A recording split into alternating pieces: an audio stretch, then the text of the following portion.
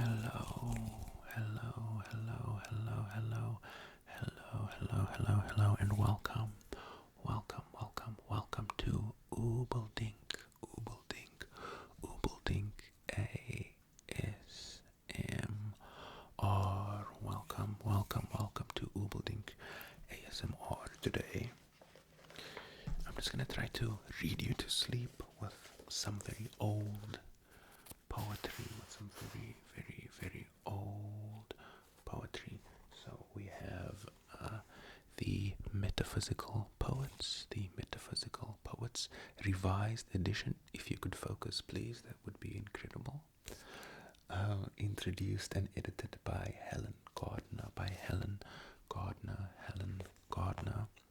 And then we have the Penguin Book of English, if you could focus, of English romantic verse. And then I will also tell you what these pieces are on the covers. So on the Metaphysical Poets, we have, maybe if I don't have my eyes, it'll focus here. The cover designed by Germano, or maybe Germano Fascetti, shows a detail from Sir Thomas Aston at the deathbed of his first wife by John Souch in the Manchester Art Gallery. Oh, focus, babes. I'm just gonna go out of frame so you can actually maybe see it. Oh, over here is actually fine.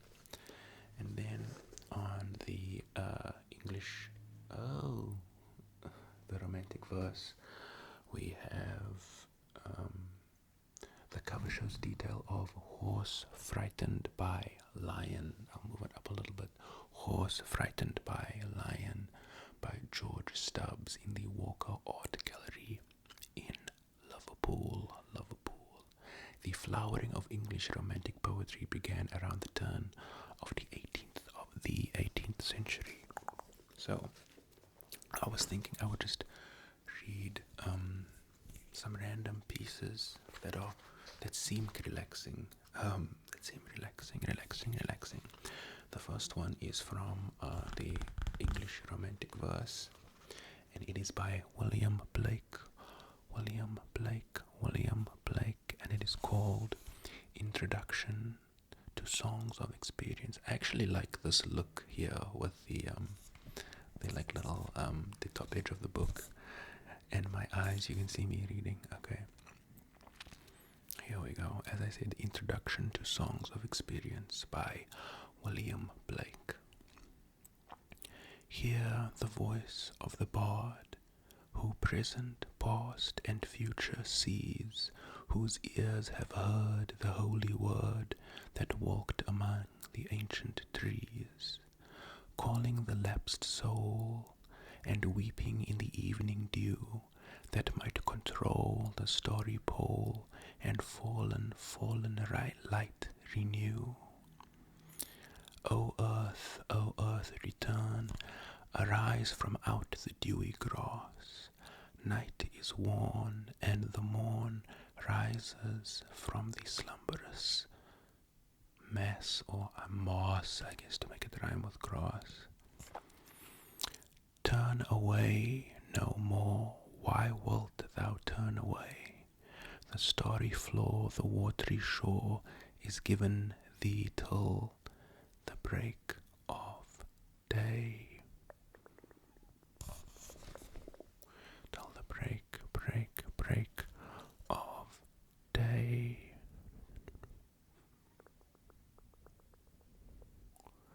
I guess, you know what, we'll read the next one as well. The next one is called The Clod and the Pebble. We are still on William Blake. Love seeketh not itself to please, nor for itself hath any care, but for another gives its ease, and builds a heaven in hell's despair.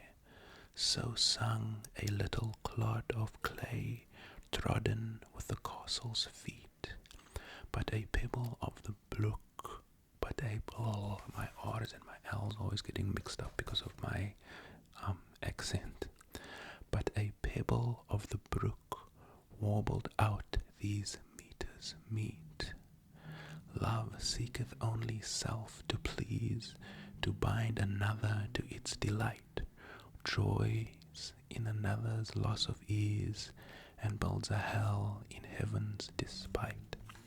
I'll read that last stanza again. I liked the feeling of those words was very nice to me. Love seeketh only self to please, to bind another to its delight, joys in another's loss of ease, and builds a hell in heaven's despite. In heaven's despite. Let's try one now from the metaphysical poets. I'm trying to find, these are all very long. Dun, dun, dun, dun, dun. Sir Henry Wotton, isn't that the name of the one character in Dorian Gray? Anywho's the Sir Henry Wotton was alive from 1568 to 1639. But this is kind of a sad poem. It's called A Hymn to God in a Night of My Late Sickness. I don't want to read that right now.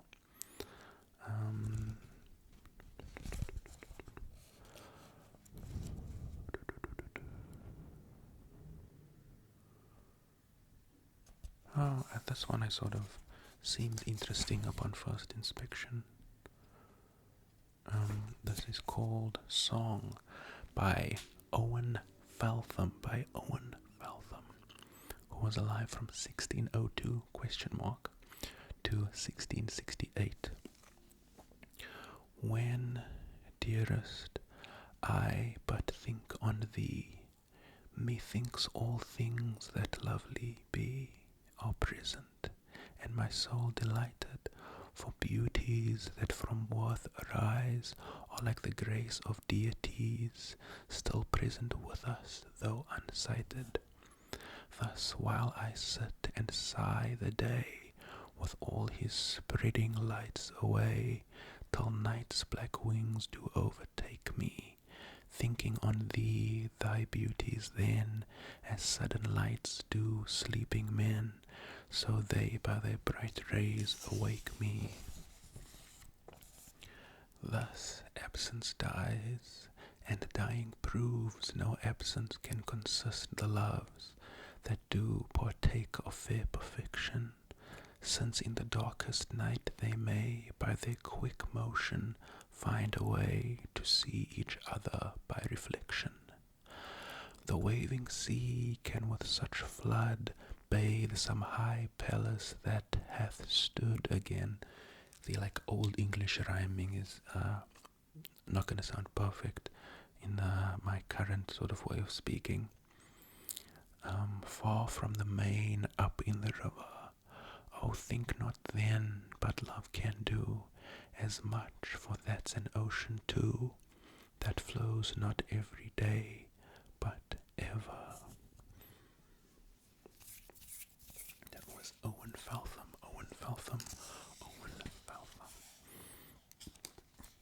There are a lot of poems in here that are just called Song. Another very long one over here, I don't know if you can see. I'm trying to find a little digestible piece. Oh dude, The Flea. I remember doing this poem in school. I don't want to do this. This is not a very relaxing. The content I don't think is suitable for this video that I'd like to make.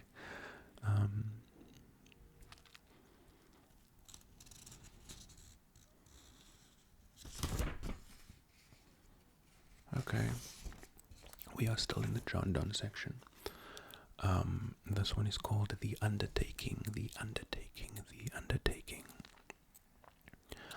I have done one braver thing than all the worthies did, yet a braver thence doth spring, which is to keep that hid. I love that little quatrain, if I'm remembering my jargon correctly. It were but madness now to impart the skill of specular stone, the skill of specular stone. When he which can have learned the art to cut it and find none or known to make it rhyme.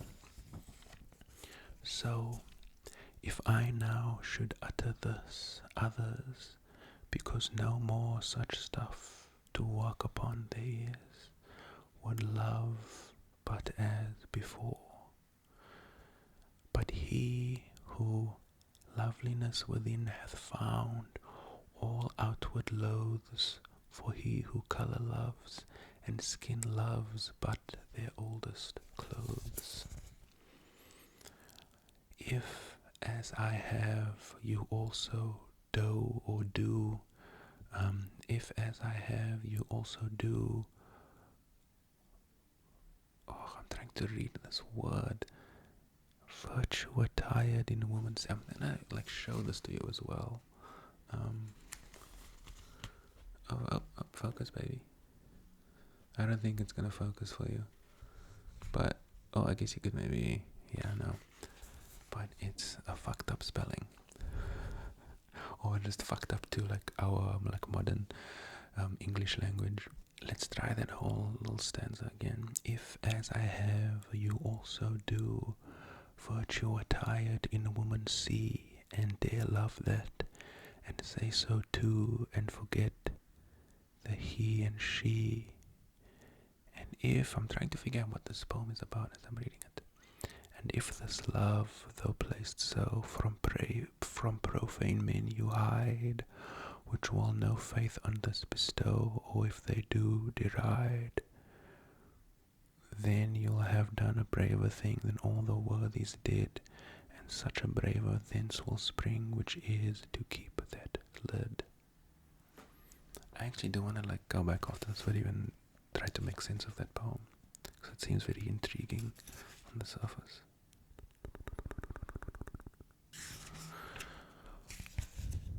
I'm gonna take a sip of tea right now, I think. Okay, we are back with Sir Walter Raleigh. We are still in the metaphysical poetry book with, as I said, Sir Walter Raleigh. The title is What is Our Life? What is our life? What is our life? A play of passion, our mirth the music of division, our mother's wombs the tiring houses be, where we are dressed for this short comedy. Heaven the judicious sharp spectator is, that sits and marks still who doth act amiss. Our graves that hide us from the searching sun are like drawn curtains when the play is done. Thus march we playing to our latest rest, only we die in earnest, that's no jest.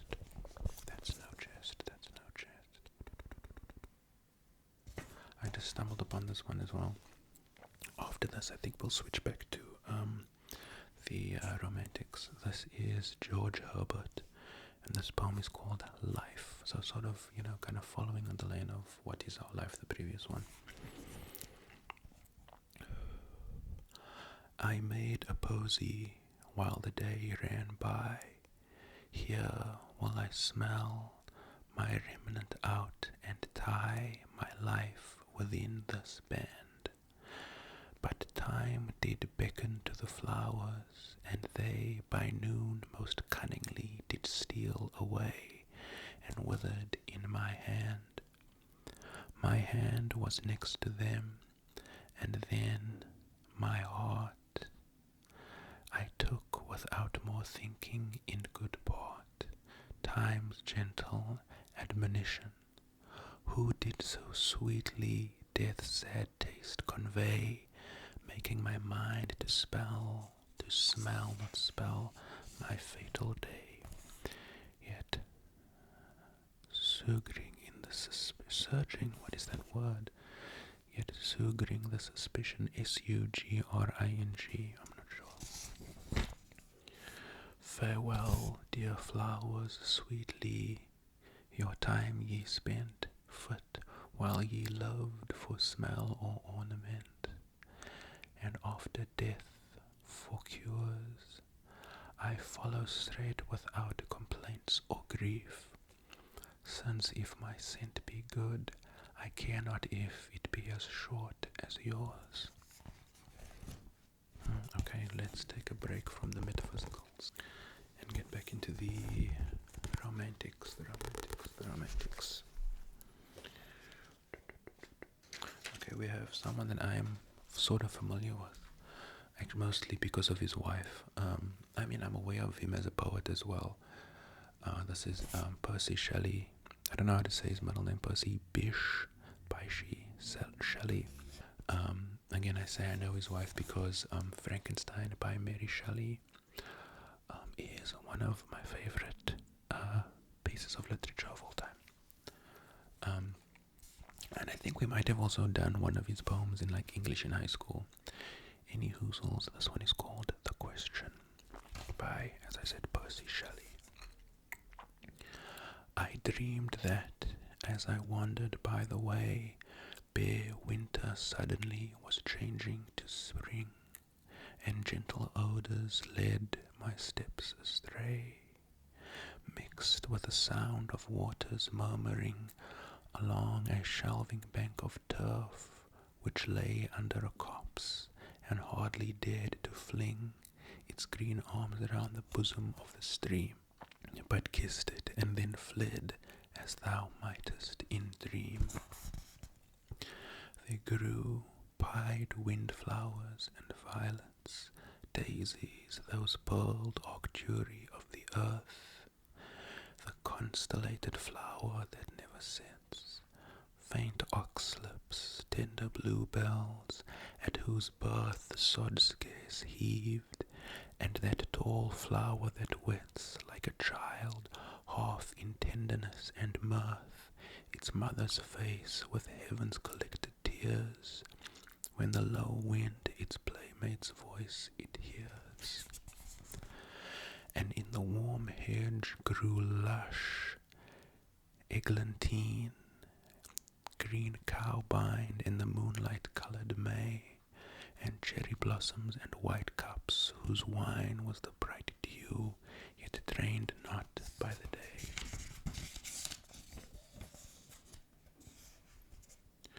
And wild roses and ivy serpentine, with its dark buds and leaves wandering astray, and flowers azure, black and streaked with gold, fairer than any wakened eyes behold. And nearer to the river's trembling edge, where grew broad flag flowers, purple pranked with white, and starry river buds along the sedge, and floating water lilies broad and bright, which lit the oak that overhung the hedge with moonlight beams of their own watery light, and bulrushes and reeds of such deep green as soothed the dazzled eye with sober sheen. Methought that of these visionary flowers I made a nosegay bound in such a way that the same hues which in their natural bowers were mingled or opposed, the like array kept these imprisoned children of the hours within my hand, and then, elate and gay, I hastened to the spot whence I had come, and I might there present it. Oh, to whom, I think whom, had come on to rhyme there. I'm not going to read this next poem, but it is called The Aziola, and the first line is, do you not hear the aziola cry? Aziola is just such a cool little word. But yeah, that was a little bit of reading from the Penguin Book of English Romantic Verse. And I think this is also, is it Penguin? I cannot see, it doesn't say. And then also some metaphysical poetry over here, if I haven't already posed for the thumbnail. thank you, thank you, thank you for spending this time with me. I hope you got whatever you were looking for. Did I say that I am the aforementioned oob in the beginning? If not, I am. Thank you for watching. Oh, also, little secret for you people that got to the end. I've been posting a lot of stuff on Instagram lately of like my music that I make and like little creative things. That's part of the reason why I've been like not posting so regularly here, because I've been spending so much time over there. So you can check. It's not ASMR. But yeah, it's just a lot of me making little music things with my guitar and bass, and have some like photography stuff over there, and just other little create. I have like make like little video edits and stuff. You can check it out. I will link it in the description. I will link it in the description. My personal Insta, which I've been using quite a lot. If you are interested in that kind of thing, if not, then don't click it and leave it alone. But yeah, thank you for watching. I will see you